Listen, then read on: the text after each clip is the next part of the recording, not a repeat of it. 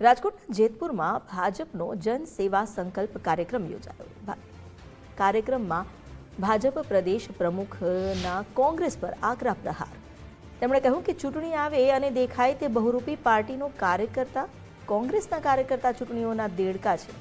કોંગ્રેસની સભામાં માંડ 500 લોકો આવે છે।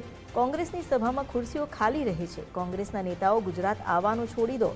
ચૂંટણીઓમાં ભાજપના 150 ઉમેદવાર બિનહરીફ થયા તેવી પણ તેમણે વાત કરી।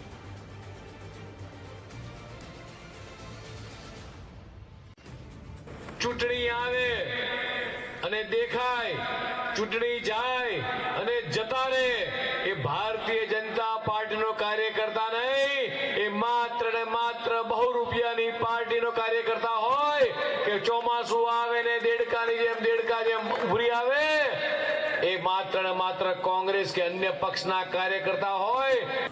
કોંગ્રેસની સભા થાય, કોંગ્રેસના રાહુલ ગાંધી આવે અથવા કોંગ્રેસના ગુજરાતના પ્રમુખ નીકળે, 500 ખુરશી માંડ ભરાણી હોય, એમાં 50% ખુરશી ખાલી રહે। એટલે મારે કહેવું છે કોંગ્રેસના નેતાઓને કે ભૂલે ચૂકે ગુજરાતમાં આવવાનું છોડી દો। થયા છે તાલુકા પંચાયત હોય, જિલ્લા પંચાયત હોય, નગરપાલિકા હોય, 150 કરતા વધારે ઉમેદવારો એ ભારતીય જનતા પાર્ટીના કાર્યકર્તાઓ એ મિત્રો બિનહરીફ થયા છે।